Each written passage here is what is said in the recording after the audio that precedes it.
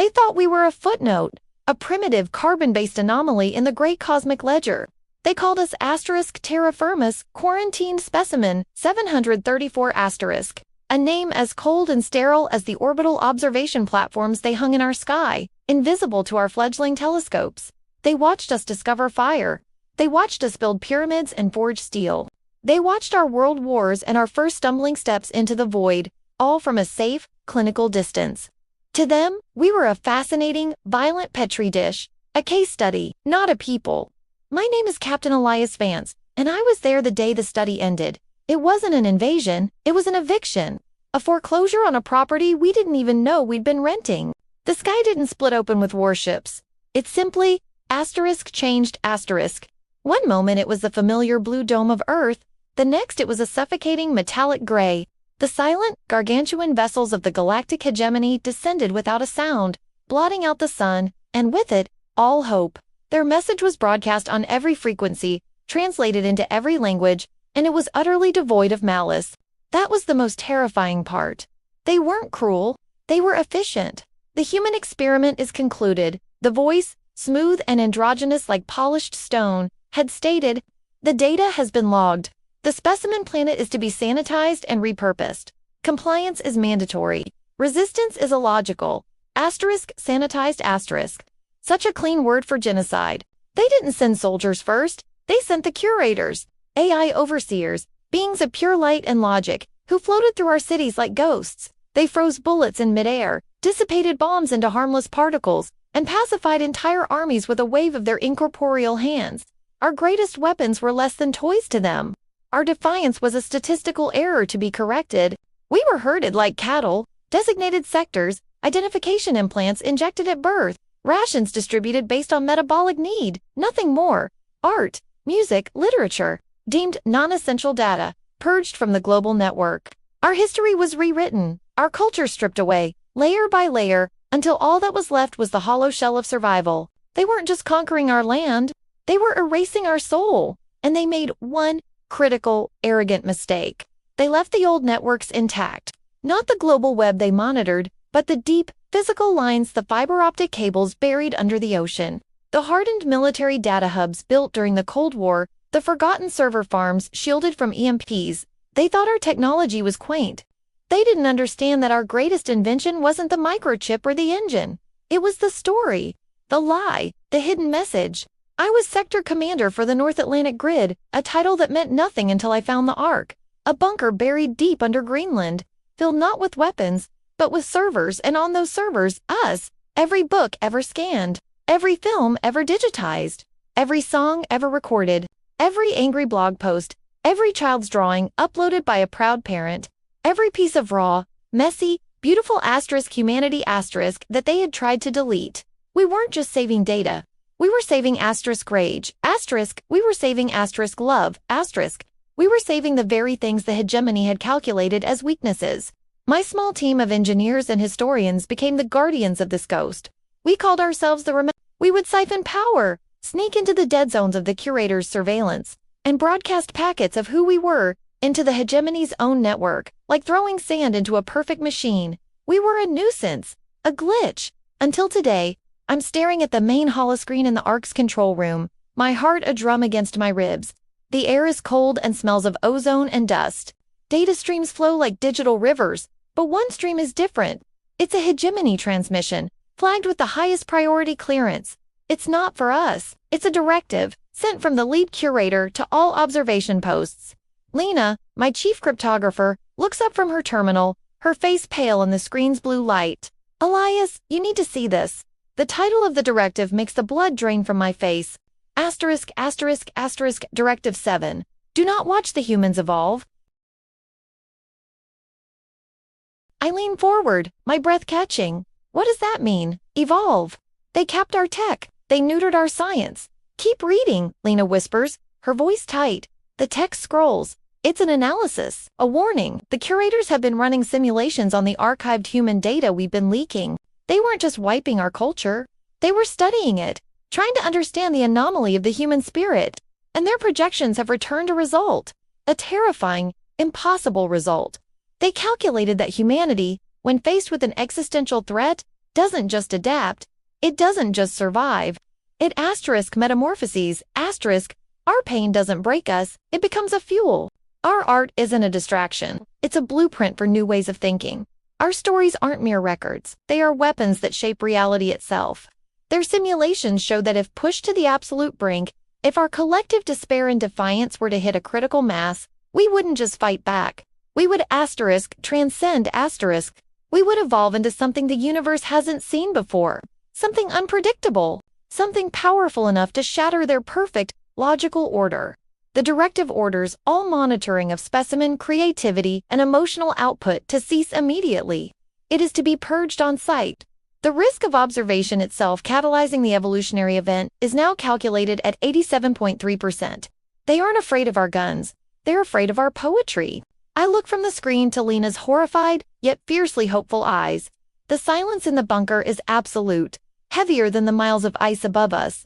They gave us their one terrible secret, their only fear, and now, we know how to weaponize it. The greatest rebellion isn't planned in a war room, it's written in a song, sketched in a drawing, whispered in a story passed from parent to child. They can try to erase us, to sanitize our world, but they just told us what we truly are. They told us not to watch, so let's give them a show they can't look away from. The hum of the resilience engines was a constant. Low-grade thrum in Kellen's bones, a vibration he'd long since ceased to consciously notice. It was the sound of running, the sound of being hunted. For 3 standard cycles, the ship had been their home, their fortress, and their tomb, threading through the dead spaces between stars where the Skrithian Dominion's sensor nets grew thin. He stood on the command deck, his reflection a ghost in the obsidian-black viewport. The stars were unmoving, cold pinpricks of light. They offered no comfort, only a reminder of how much had been stolen. Earth wasn't even a speck in this view. It was a memory, a ghost that haunted the ship's cold corridors. We're clear for another 6 hours. Commander, a voice rasped from behind him. It was Rylan, his second-in-command, his friend and the only other soul on board who remembered the taste of real rain. Kalen didn't turn. The Skrithians don't give up. They're recalculating. They always do. They're methodical. We're not. Rylan came to stand beside him, handing over a dented metal flask. The smell of cheap, synthesized whiskey, a relic from the old resistance distilleries on Mars, hit Kellen's nostrils. We're unpredictable. That's our advantage.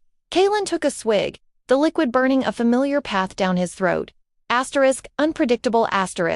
It was a nice word for desperate. He looked at Rylan, really looked at him. The man's face was a roadmap of scars, but the deepest wounds weren't visible. They'd both been on the orbital platforms during the fall of Terra. They'd both watched the world bleed out from the cold silence of space, the green and blue marble cracking under the relentless, precise beams of Skrithian world breakers. Do you ever dream about it? Kalen asked, his voice quieter than he intended. Not the battle. After the silence, Rylan's jaw tightened. Every night that comes just stopped. Billions of voices. Gone. Replaced by that damned static. That's the sound I can't forget. That was the hidden emotional anchor. The shared trauma that bound the crew of the resilience more than any oath. They weren't just fighting for survival. They were the echo of a silenced world, screaming into the void just to prove someone was still there to hear it. Their moment of raw humanity was shattered by a sharp, insistent beep from the tactical station. Commander, young Ensign Vora called out, her voice tight with controlled panic. I've got a distortion signature. It's not Dominion, it's older. Human Kalen and Rylan were at her station in 3 strides. On the screen, a grainy sensor readout flickered. It was a debris field, but not random. The patterns indicated a ship, a large one that had been torn apart with brutal, overwhelming force. Run the signature against the historical database, Kalen ordered, a cold knot forming in his stomach. The computer word cross-referencing the spectral analysis with records from before the fall. The result flashed on screen, and the air left Kellen's lungs. USS Odyssey. Colony seed ship. Status, lost 12.7.2184. The Odyssey, his older sister Alara, had been a bioengineer on that mission. Their mission was a one-way trip to Proxima Centauri b, a dream of a new beginning. They'd launched 6 months before the Skrithians first appeared. They never knew the war happened. They'd just vanished. Rylan's hand was on his shoulder. You know this ship? My sister. Kalen breathed, the word feeling alien on his tongue. He hadn't spoken it in years. He'd buried her with the rest of Earth, another ghost to haunt him. But this was a grave, a tangible one. The moral conflict tore at him instantly. Stopping to investigate was a massive risk. It would eat into their lead, and the Dominion was relentless. It was a tactical nightmare, a commander's worst mistake, but it was also his sister asterisk. It was a chance, however, faint, for a fragment of closure, for a piece of the past that wasn't just ashen memory. Set a course, Kalen said, his voice hardening with a resolve that felt both foolish and utterly human. Full scan pattern. I want to know what happened here. The resilience slid into the graveyard of stars. The debris was cold, ancient. Scans revealed the truth. The Odyssey hadn't suffered a mechanical failure. Its hull was punctured by precise, crystalline projectiles, early Scythian weapon signatures. They hadn't just destroyed the ship, they had dismantled it, studied it, like a child pulling the wings off an insect. The Odyssey's dream of a new home had been snuffed out as a mere curiosity by a superior force. Then, a smaller signal pinged back. A single, intact escape pod, drifting for decades, its distress beacon long dead. They retrieved it. The air inside was stale, frigid, and it was not empty. Frozen in the pod cryostasis unit, perfectly preserved, was a young woman. Her face, even in serene suspension, held a ghost of Elar's smile. The pod's logs identified her as Lyra, Elar's daughter, his niece. She'd been an infant when the Odyssey launched. She had never set foot on Earth. She was the last flower from a seed sown before the winter, a living piece of the future that was supposed to be. The weight of it crushed Kalen. He wasn't just a commander protecting survivors. He was an uncle, a link to a past that could, somehow, still have a future. This changed everything. The fight was no longer about vengeance or even survival. It was about legacy. As the medical team prepared to gently thaw Lyra, Rylan stood beside Kalen looking at the sleeping girl. They took our pass, Kalen, Rylan murmured, but they didn't get it all. She's proof. Kalen placed a hand on the cold glass of the pod. The Dominion sees life as data to be processed or erased. They calculate odds, not value. He looked at Rylan, a fierce, raw light in his eyes. Our ingenuity isn't just in our tech, it's in our heart, our refusal to let go, even of a single, frozen hope. He made a silent promise then, to his sister, to Earth, to the girl who knew none of them. They would not just run. They would teach her about the world she came from. They would show her the resilience she was born from. And they would, by any means necessary, ensure she got to see a new one. The conflict had just become deeply, painfully, beautifully personal. The air in the command center tasted of ozone and stale coffee, a metallic temps that clung to the back of the throat. For 72 hours, Commander Eva Rostova had held the line. The alien fleet silent, geometric horrors they dedubbed polyhedrons, had appeared from the void and laid siege to the lunar colony of Selene, humanity's first permanent off-world home. 200,000 souls. Ava's strategy had been one of attrition and misdirection. Using the moon's low gravity and labyrinthine mining tunnels, her Marines had executed hit-and-run attacks, sabotaging alien landers and severing supply lines. They were bleeding the enemy, drop by drop. On the main holotank, the red icons of the polyhedron fleet were still numerous, but their advance had slowed, stalling in the harsh terrain of the Mare Imbrium. A soft chime echoed, incoming transmission from the Jovian watchtower, the listening post near Jupiter. "Patch it through," Eva ordered, her voice hoarse from recycled air and command. The face of Dr. Eris Thorne, head of xenolinguistics, flickered to life. He was pale, his usual academic composure shattered. "Eva, we were wrong. We were so wrong." He swallowed, his Adam's apple bobbing. "The polyhedrons, they're not the enemy." A cold knot tightened in Ava's stomach. "Explain their communications." "We finally deciphered a consistent pattern beneath the chaos. It's not a language of conquest, it's a language of quarantine." He brought up a data stream on a side screen, a complex waveform of light and sound. "They're not saying submit or die. They're repeating a single amplified concept. Containment breach asterisk. They're not attacking Selene, they're sterilizing The silence in the command center was absolute, broken only by the hum of servers and the ragged breathing of her officers. Sterilizing what? Eva asked, though she already knew. She dreaded the answer. "The artifact," he whispered. "The one the Deep Bore team found last month. We thought it was inert. A geological curiosity. They classified it. I wasn't cleared. But the polyhedrons they're broadcasting its energy signature across the system. It's a beacon, and they are the response. The artifact." A smooth obsidian obelisk uncovered 3 kilometers below the lunar surface. It emitted a faint, harmless radiation. Her scientists had called it a marvel, a key to unknown physics. It was a tombstone, and it had just been unearthed. The new threat wasn't the fleet in the sky. It was the thing already in their house. And the polyhedrons weren't invaders. They were exterminators, here to burn the house down with everyone inside to kill a single pest. The existential stakes didn't just rise, they inverted. This was no longer a war for territory. It was a war for the right to exist without being deemed an infection. Ava's gaze swept over her young Lieutenant Chen, her fingers frozen over her tactical board. Sergeant Markov, his grizzled face ashen. They had fought so hard, so cleverly, only to discover they were fighting on the wrong side of an apocalypse. Options, Eva said, the word cracking like ice. We can't give it to them, Chen said, her voice small. We don't know what it is. It could be a weapon. Our only leverage. Leverage. Markov barked a bitter laugh. They don't want to negotiate, Lieutenant. They want to scrub us off the rock. If we keep it, they finish the job. If we give it to them, maybe they leave. Maybe. And reward a genocide, Eva asked softly. 200,000 people? For a principle. It's not a principle, Commander, a new voice said from the doorway. Dr. Lena Petrova, the lead geologist on the artifact team, stood there. Her lab coat was smudged with dust, her eyes red-rimmed. She had lost her entire research team when a polyhedron energy weapon had vaporized Lab Sector 7. I've been running simulations on the artifact's energy output, she said, her voice trembling but clear. It's not stable. The polyhedron's attacks. They're not just trying to destroy us, they're agitating it. Every energy blast, every plasma burst near the excavation site is pushing it toward a critical state. She limped to the holotank and called up a new schematic, a graph of the obelisk's energy readings, spiking erratically. If it goes critical, it won't be a brisplosion. The readings suggest a space-time distortion, a localized but intense gravitational anomaly. It won't just destroy Selene, it will unmake it. And the resulting shockwave could destabilize the moon's orbit. The fallout on Earth, tides, tectonic shifts. She didn't need to finish. The image was clear enough. The Earth's cradle becoming its hammer. The brutal choice was now upon them.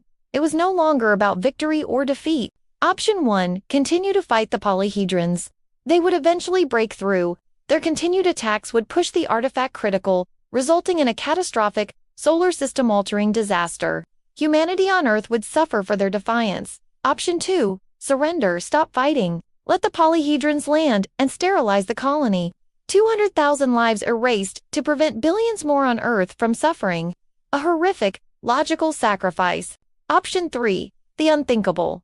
Eva looked at Petrova. Can it be destroyed? Truly destroyed? Petrova shook her head. Conventional weapons would only add energy, accelerate the reaction. But there's the GGL device. The room went colder than the vacuum outside. The GGL device was a theoretical weapon, a singularity projector. It created a microscopic, short-lived black hole. It was the ultimate scalpel, designed to surgically remove a target from existence. It had never been tested. The math was terrifying. One miscalculation and the black hole wouldn't collapse. It would feed. We target the artifact, Eva said, the plan forming like a shard of ice in her mind. We use the GGDEL. We erase the problem ourselves. We prove to the polyhedrons that we are not a contaminated species needing quarantine. We are the doctors. We handle our own mess. The energy required, Chen began. It would drain all power from the colony. Life support, defenses, everything. For nearly 60 seconds, we'd be utterly vulnerable. And if your math is off by a picometer, Markov added, you don't just kill us, you create a black hole that swallows the moon hole. Eva met each of their eyes. She saw the fear, the weight of the decision. She saw the courage it took to not look away. The polyhedrons see a breach. They see a pestilence, Eva said, her voice finding a steel she didn't know she still possessed. We will show them a cauterization. We will show them humanity is not something to be contained. We are the ones who make the hard choice. We are the ones who wield the fire. She turned to her console. Her hand hovered over the authorization key for the GGL device. All power to the projector. On my mark. Outside, the polyhedron ships pulsed with a sinister light. A silent audience to the turning point. The fate of Selene, of Earth, of all human future, no longer rested on a battle of arms, but on a single, terrifying act of self-administered justice. Would it be enough? Would they see? Or would they simply see another flare of the infection and burn them all away? Ava's finger pressed down. The lights went out. The air in the command center was thick with the smell of ozone, sweat, and the metallic temps of fear. Every breath felt like drawing in shattered glass. Commander Eva Rostova leaned over the main halotable, her knuckles white where they pressed against the cool surface. The three-dimensional display showed the last bastion of human resistance, Arcology Prime, as a single, brilliant blue dot surrounded by a swirling, tightening vortex of hostile red markers. "They've breached the outer plasma shields," a young lieutenant reported, his voice cracking with a strain that had nothing to do with his vocal cords and everything to do with the sight of 7 million souls depending on them. "Sectors 7 through 12 are gone. Total atmospheric venting." A silent collective flinch went through the room. Gone. Not just overrun. Erased. Each of those sectors held thousands of civilians in hardened shelters. The hope that those shelters would hold was a luxury they could no longer afford. Ava's eyes, ringed with the purple bruises of 72 hours without sleep, didn't leave the display. Status of the Odyssey *. Her second in command, Captain Jocks, shook his head, his face a grim mask. "Still no signal. The jamming field is absolute. For all we know, Colonel Vance and his team are stardust. The Odyssey *. Their one, desperate, insane shot. A ship stripped of all defenses, loaded with a captured Xylos resonance core, on a suicide run to dive into the heart of the enemy command ship. A bomb with a crew. Their only hope. And now, silence." The deck shuddered violently beneath their feet. A console to their left erupted in a shower of sparks, and the officer manning it was thrown back, a smoldering crater in his chest. No one screamed. There was no time for that kind of luxury either. Two medics dragged the body away, their movements robotic, efficient. They'd done this too many times. "Direct hit on deck 40, someone called out, their voice eerily calm. "Primary life support for the central refugee zone is offline. Backup at 30% and failing." Eva closed her eyes for a single, treacherous second. She saw the faces in that zone. The children she'd promised to protect, the elderly who had survived a lifetime of war, only to see it end here. Her promise felt like ash in her mouth. "They're punching through the inner armor," Jocks said, his voice low, meant only for her. "Eva, they'll be in the command center in minutes." The unspoken words hung between them. This is it. This was the absolute worst moment.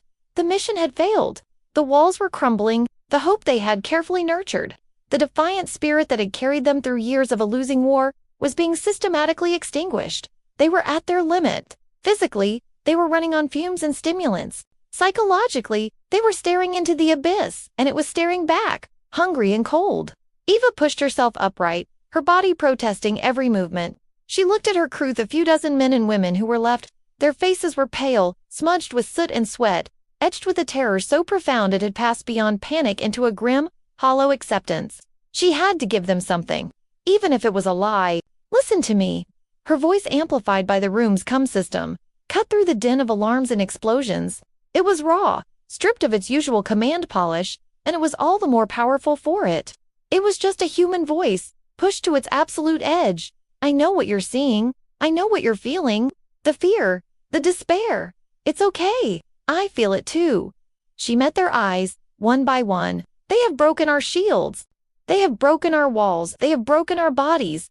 Her voice dropped, becoming almost intimate. "But look at me. Look at each other. They have not broken us. That spirit, that stubborn, irrational, beautiful will to fight for the person next to you. That is ours. And it is the one thing they can never, ever take." Another impact rocked the room, and the main lights died, plunging them into the blood-red emergency glow. The holotable flickered and died, leaving them blind to the approaching end. In the oppressive crimson dark, Jocks found her hand. His grip was crushing, an anchor in the sudden void. "Eva, we hold," she whispered back, her voice fierce now. A spark struck in the darkness. "We hold this line, not for a plan, not for a hope, for them." She gestured vaguely toward the decks below, toward the civilians. "For one more second, one more breath, we make it cost *. It was a sentiment stripped bare of any higher strategy or meaning. It was pure, visceral, human defiance. It was all they had left. The massive blast doors to the command center groaned. Then came the sound they had all been dreading, the high-pitched screeching whine of plasma torches cutting through reinforced earth. Sparks began to fountain from the center of the door, painting the terrified faces in brief, hellish flashes. The crew unstrapped sidearms from stations, picked up tools, anything that could be a weapon. They formed a ragged, pathetic semicircle around the melting door. They knew it was futile. They knew they were already dead. But Eva stood with them, her heart hammering against her ribs like it wanted to escape. This was the breaking point. The door would give way, and the end would pour through. Something had to change. Now, as the first molten chunk of the door clanged to the floor, and the insectoid shadow of a Xylos warrior began to step through the breach, a new sound cut through the chaos. It wasn't an explosion, it wasn't a weapon, it was a voice. Colonel Vance's voice, cracked with static but unmistakable, screaming over every open-com channel. Odyssey, to Prime. We are through. Core is away. I repeat, the core is the transmission dissolved into a wave of static and a sound unlike any other, a deep, resonant hum that vibrated through the very metal of the station. The Xylos warrior in the doorway froze. Its head tilted, as if listening to a frequency only it could hear. Then, without a sound, it collapsed into a heap of lifeless chitin. Outside the viewports, the swirling crimson vortex of enemy ships began to blink out, one by one, then in waves. Like candles being snuffed by an unseen wind, the change had come. In the sudden, unbelievable silence, the only sound was a single, ragged sob of relief from somewhere in the red dark room. The tension didn't break. It shattered, leaving behind the raw, breathtaking void where hope rushed in to fill the space. The Eternity's grasp hung in the silent black, a leviathan of alien alloy and cold intent. For 3 standard cycles, it had blockaded Earth, its shadow a cold promise of extinction. On the bridge, High Commander Vorsk of the Cathel Dominion watched the blue-green world with detached, analytical scorn. Their scans were conclusive. A fractured, primitive species, still clinging to chemical propulsion and fission. A minor cleanup operation, a footnote in the Dominion's glorious history of conquest. Final ultimatum broadcast has expired. Commander, a tactical officer droned, no surrender, only chaotic radio noise. Please, prayers, and what their databases classify as rock music. It is illogical. Vorskik's mandibles clicked in amusement. Illogical. The defining trait of this species, they should have crumbled under the mere sight of us. Instead, they throw their frail bodies into pointless defiance. A curious, if wasteful, pathology. He gestured with a clawed hand. Begin the primary orbital bombardment. Wipe their capital cities from the map. Let their end be a lesson to any other world that dares to cling to its irrelevance. Below, in the fortified bunker deep beneath the Alps, General Ada Pierce watched the main display. Dozens of crimson dots bloomed over the global map, targeting locks from the mothership.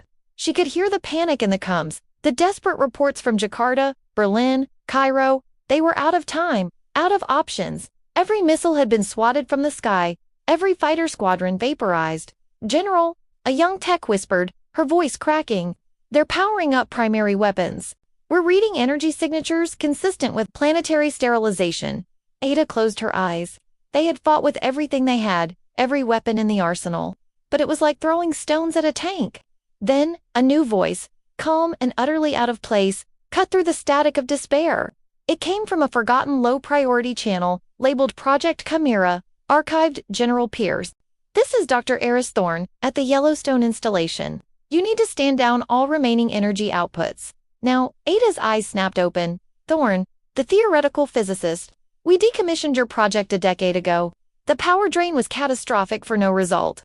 The result, Thorne's voice replied eerily serene, was that we successfully mapped the quantum spin resonance of local space-time.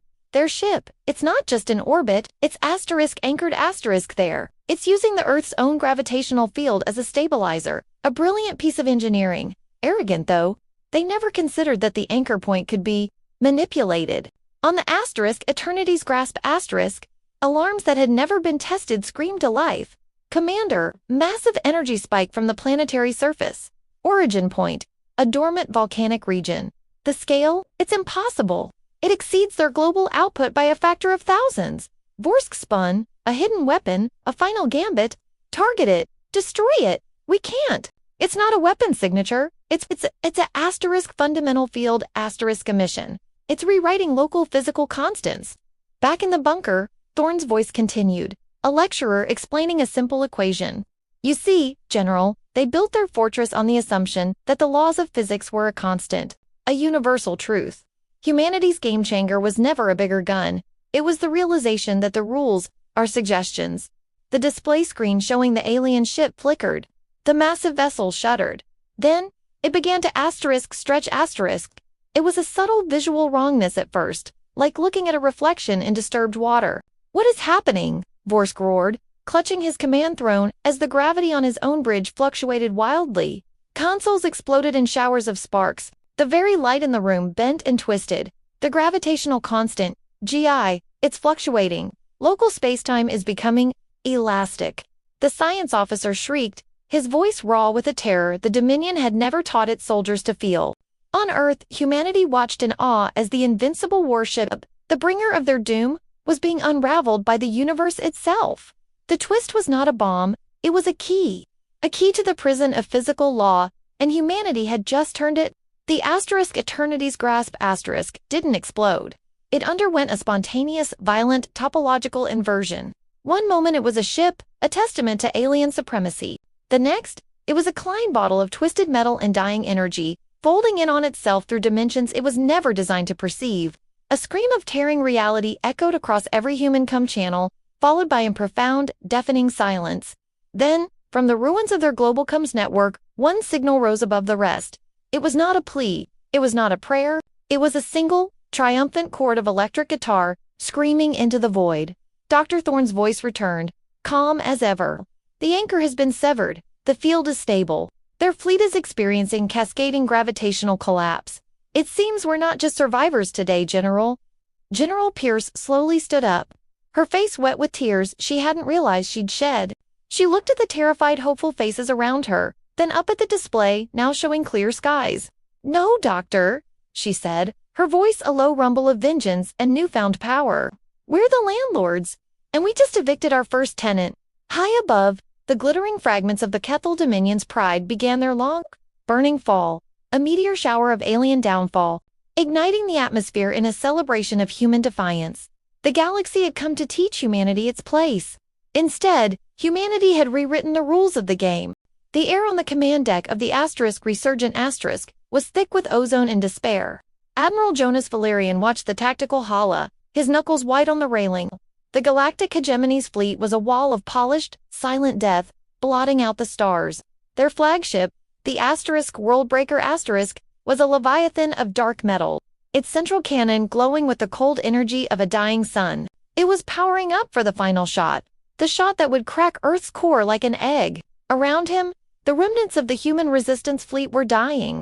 Ship after ship, calcine after calcine, winked out of existence on the display. They had fought with everything they had improvised, railguns, jury-rigged jump drives, sheer, stubborn guts, but it wasn't enough. The hegemony's technology was too advanced, their numbers too vast. "Admiral," Comms Officer Reyes said, her voice a cracked whisper. "The Worldbreaker is at 98% charge. Impact on Earth in 3 minutes." A silence heavier than lead fell over the bridge. They had lost after a decade of guerrilla warfare, of hiding in asteroid belts and striking supply lines, of believing that human cunning could outmatch alien might. This was the end. The final, crushing arithmetic of war. Jonas closed his eyes. He saw his wife's face, back on Earth, probably watching the skies, hoping for a miracle that wouldn't come. He saw the faces of every crew member he'd sent to their deaths. Then, he saw his son Liam, the boy who'd asked, on the day Jonas left, "Daddy, why do we have to fight?" His answer echoed in his mind, a ghost of the idealist he once was. Because some things are worth screaming for, son, even if you're the only one screaming. He was the only one left to scream now, sir, his XO asked. Orders. The orders were surrender, to beg for mercy they would not receive. It was the logical, final act. But humanity didn't lose. Not like this. Jonas's eyes snapped open. There was no magic bullet, no hidden superweapon. There was only one thing the hegemony, for all its power, could never quantify, never predict. The utterly, illogically human refusal to accept the inevitable. "Reyes," he said, his voice calm, a stark contrast to the chaos around them.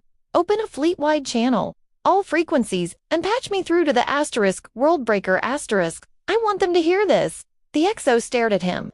"Admiral, what are you? We're not soldiers of a government anymore." "Commander," Jonas said, a grim smile touching his lips. "We're a message, and our last duty is to be delivered." The channel crackled to life. On the hala, the hegemony commander, a coldly elegant being named Vorlock, appeared. "Admiral Valerian, you wish to surrender. A wise, if tardy decision, No, Vorlock, Jonas said, his voice carrying to every human ship still drifting, every gun battery still hot. I wish to explain something to you. You think you've won because you count ships and weapons. You measure energy signatures and compute probabilities. You have no variable for this asterisk. He took a deep breath, and when he spoke again, his voice was a roar that filled the void. This is for every city you glassed, for every child you orphaned. This is for the hope you tried to extinguish. You came to our home and you told us we were weak. You told us we were finished. On the tactical display, a damaged frigate. The dauntless asterisk, its engines dead, turned its last functional railgun not away from the enemy, but toward the Worldbreaker asterisk's glowing cannon. You didn't understand, Jonas continued, his voice shaking with raw emotion. You break our bodies, we fight with our bones. You break our bones, we fight with our teeth. You silence our voices, and our silence becomes a weapon. The dauntless fired. A single, pathetic round. It harmlessly exploded against the Worldbreaker shields. A futile gesture, Vorlock laughed, a dry, scraping sound. A noble sentiment. And utterly meaningless. But Jonas wasn't finished. His roar became a focused blade. You see a dying ship, I see a promise. You see a failed attack, I see a lesson. You wanted to know why humanity doesn't lose? This is WHY. He slammed his fist on the comms panel, sending a pre-programmed code every ship, from the mightiest carrier to the smallest scout pod, had been given at the start of the war. A code for a last resort no one ever believed they'd use. A code that meant one thing. Remember. It wasn't a call to attack. It was a call to remember Remember Earth, remember home, remember why they were here. On the Worldbreaker, alarms blinked. Vorlock's smug expression vanished. What is this? What are you doing? Your energy readings are spiking erratically. We're not spiking, Jonas said softly, the fury gone from his voice, replaced by a profound, terrifying peace. We're saying goodbye. Every single human ship, every blasted hulk, every drifting life pod, received the signal. And in their final moments, their crews did not try to run, they did not pray, they overloaded their reactors. They turned their broken ships into aimed warheads. The hegemony's computers had calculated the probability of a coordinated attack. They had calculated the probability of a technological breakthrough. They had calculated the statistical likelihood of surrender. They could not, calculate the probability of a unified, willing, and total self-annihilation for a single, shared idea. Home. The resurgent lurched as its core went critical. Jonas held onto the railing, watching the hala. It wasn't a barrage, it was a symphony of sacrifice. 1,000 suns bloomed in the dark, silent and beautiful. The dauntless went first, a pinpoint of light that carved through the Worldbreaker shield emitter. A Corvette followed, smashing into its engine housing. Then another, and another, a wave of fire and flesh and defiance that crashed against the Leviathan. The Worldbreaker central cannon, at 100% charge, shuddered. Then, torn apart from within by a chain reaction of catastrophic damage, it exploded from the inside out. The shockwave silenced the battle. The hegemony fleet, leaderless and utterly bewildered by an act that defied all their logic, fell into disarray. On the bridge of the resurgent the lights flickered and died. Jonas slid to the deck, leaning against his command chair. The air was getting thin. Reyes crawled over to him, her hand finding his in the dark. Did we win? Outside the viewport, the terrifying wall of the hegemony fleet was breaking apart. Ships turning away, retreating from the terrifying, unpredictable species that would rather become a firework display than live on its knees. Jonas squeezed her hand, watching the embers of their sacrifice drift like stars against the black. We reminded them, he whispered, his voice barely audible. We reminded them what a roar sounds like. He looked toward Earth, a blue-green jewel hanging in the silence, safe. It was quiet, and it was earned. The last ship slipped through Earth's battered atmosphere, engines roaring with the last of humanity's fuel and the last of its hope. The sky, once blue, was a bruised purple, streaked with the contrails of retreating alien warships. We hadn't won the war, not in the way we'd dreamed of as kids, watching sci-fi slicks about heroic last stands, but we'd done something else. We'd made them bleed for every inch. We'd shown them that the concept of alien resistance wasn't just a tactic. It was the very core of what we were. Down below, the cities were silent tombs. But they weren't empty. They were full of stories. The story of Captain Eva Rostova, who'd overloaded her own command bridge to take out a dreadnought, her final transmission, just 2 words. For home. The story of thousands of engineers who turned irrigation drones into guided missiles, who used streetlights as targeting lasers. It was ugly, desperate, and profoundly human. It was our C-V, redemption, not for some galactic sin, but for our own past divisions. Faced with extinction, we finally remembered how to be a tribe. On the generation ship, Odyssey, the mood wasn't triumphant, it was quiet, resolute. We'd lost Earth. We'd lost 99% of our people. But we hadn't lost us. Commander Eris Thorne, whose face was now a map of scars and grief, stood before the crowded cryo bay. He wasn't the brash officer who'd greeted the first alien envoy with suspicion. That man had died with his home city. They thought they were culling a flawed species, Eris said, his voice rough but clear, carrying through the chamber. They thought our violence, our passion, our stubborn sentimentality were weaknesses to be pruned. They were wrong. He looked out at the faces, tired, terrified, but unbroken. Those were the seeds. They tried to burn the garden, but the seeds blew away on the solar wind. We are those seeds, and we will find new soil. The great slumber began. Thousands of us entered the long sleep, not as refugees, but as pilgrims. The human evolution wasn't over. It was just entering its next, most drastic chapter. We were no longer Earthborn, we were starborn. Centuries later, the Odyssey woke up. Its sensors pinged a world lush with green and blue, a twin to the home we'd lost. But we weren't the first to arrive. A small scout-class vessel, of the same species that had scoured Earth, drifted in high orbit, dormant. Our borders found it empty, its systems dead except for one, repeating data stream. It was a warning beacon, broadcasting on an old, almost forgotten human military frequency. A final message etched into the ship's core memory. It was from them, the invaders. The message wasn't a threat, it was a confession, an obituary.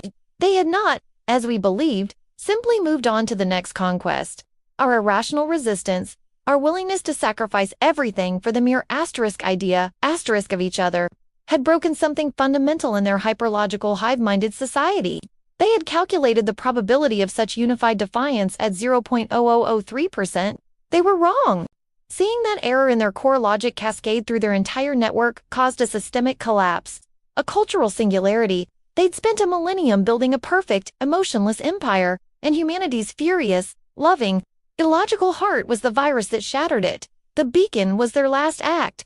A final, desperate attempt to understand the anomaly that was us. To apologize? Maybe. Or perhaps just to bear witness. To record that their great failure was meeting a species that loved more fiercely than it feared. We named the new planet Second Genesis. We built not just a colony, but a living monument. Our architecture blended Terran steel with alien alloy. We taught our children the stories of both worlds, our fallen Earth and the empire that fell because of it. We became the myth among the stars they warned each other about. The ghosts of Terra. The species that could not be conquered because you could never truly defeat a legacy of love and memory. It was our final quiet triumph. So here we are, under a new sun. The loops are all closed. The question of why we fought has been answered by the ones who tried to break us. The question of what we became is answered every day in the streets of New Athens, where human and recovered alien tech live side by side, not as weapons, but as tools for life. The emotional takeaway. It wasn't about victory in battle. It was about legacy. It was about proving that the most powerful force in the universe isn't destruction, it's connection. The ultimate C-V redemption arc wasn't for a hero, but for an entire species, remembered not for how we died, but for how stubbornly, how beautifully, we lived. Did this story hit you as hard as it hit us? What would you do in humanity's final hour? Drop your ideas for the next HFY story below.